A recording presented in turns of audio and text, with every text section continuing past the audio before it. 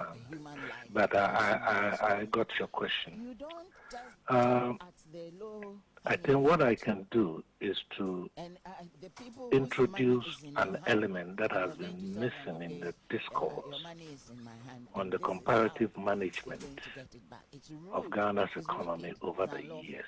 It's not right.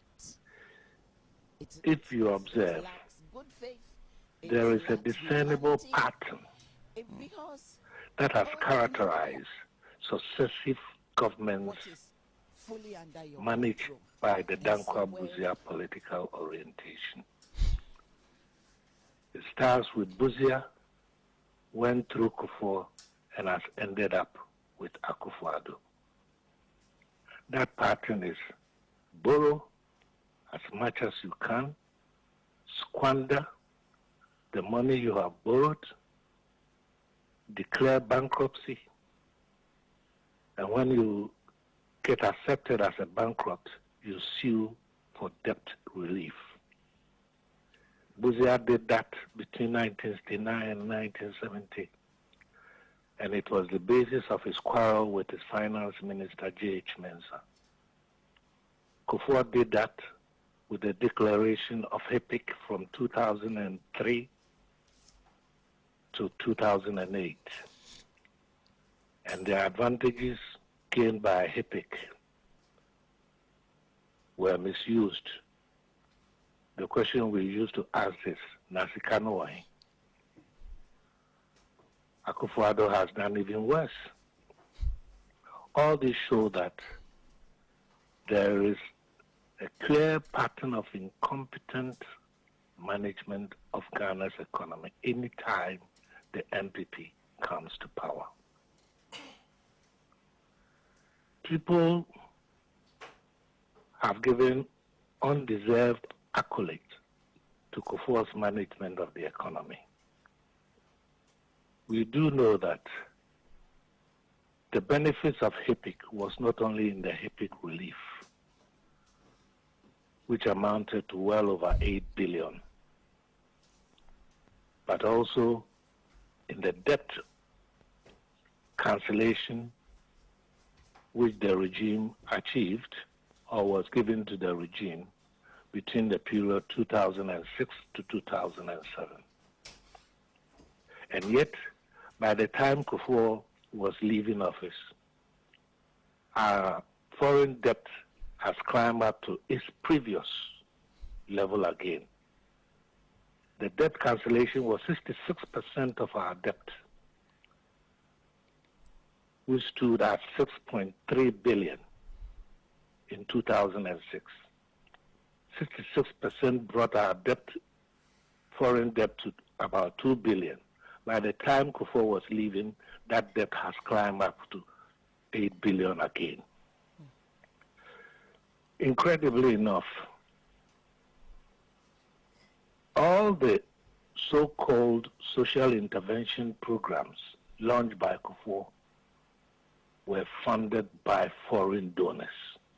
Virtually all. School feeding,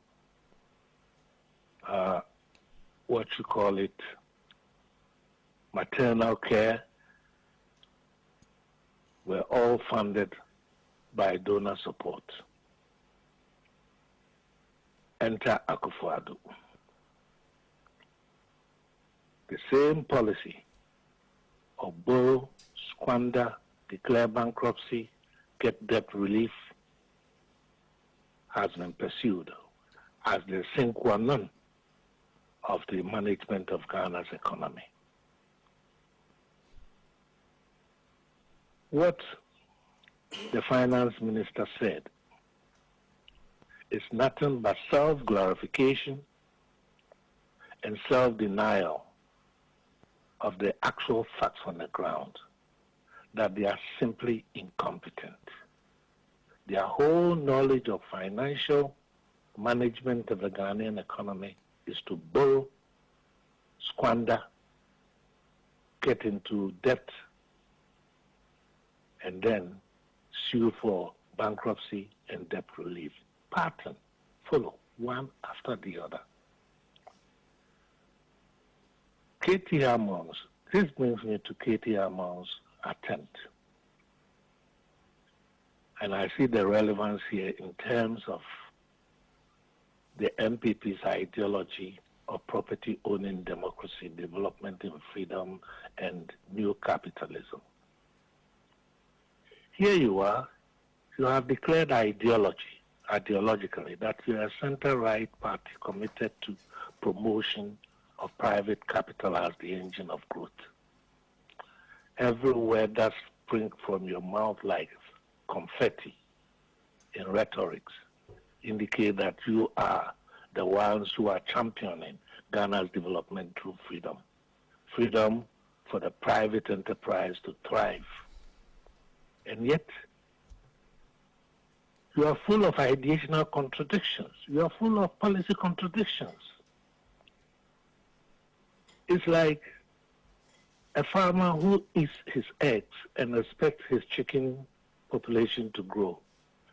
You are eating the eggs that lead to the generation of chicken.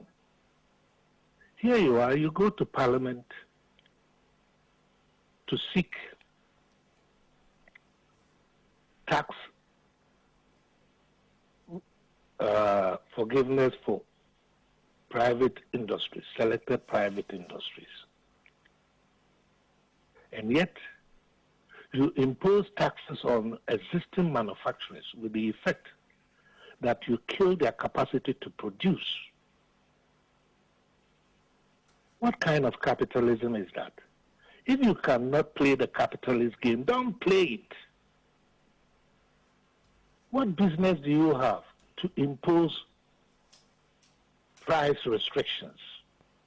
And it's very interesting that Katie Amon has on 2 occasions tried to pass allies always towards the end of parliamentary sittings so that he can rush it through the mandatory 21-day sitting, and then there will be no debate. But then, I don't blame Katie Amon. You have to blame the whole country for restricting Ghana's development to an ideological premise that cannot advance the progress of Ghana. It is impossible for Ghana to develop with a capitalist mode of production, for God's sake.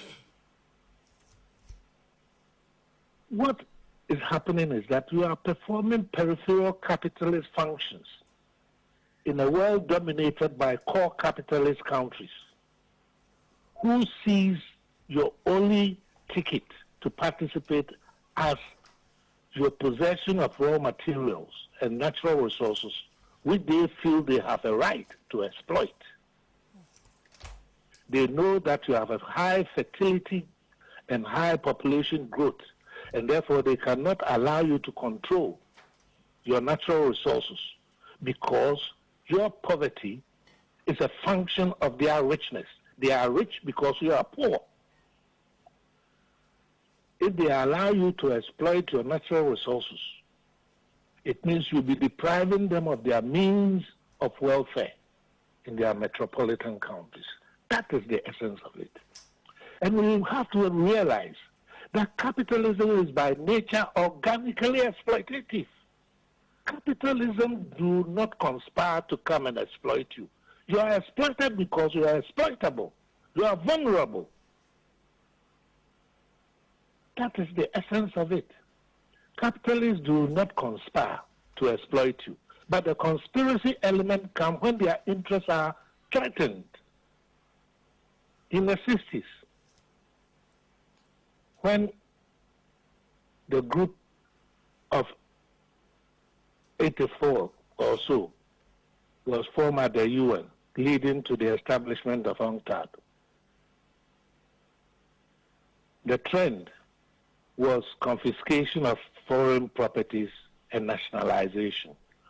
I remember one of my own lecturers, George Schwarzenberger, called it neo-barbaric policies. I used to challenge him in class and I said, the United Nations Charter directs that we should have sovereignty over our natural resources. If we express that right in practice, is it neo-barbaric as compared to the Americans dropping napalm bombs in Vietnam and killing children? But that is the orientation, the behavior and ideological orientation of Western bourgeois economic thought. That's how it's been, and that's how it will be.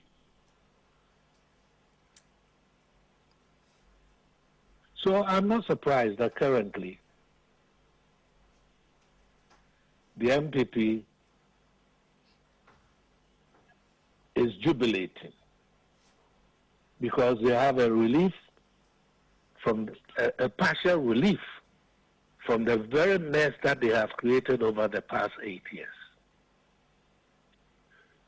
They are not concerned with national interest. They are concerned with regime interest, and they will pursue it to the detriment of the ordinary Ghanaian.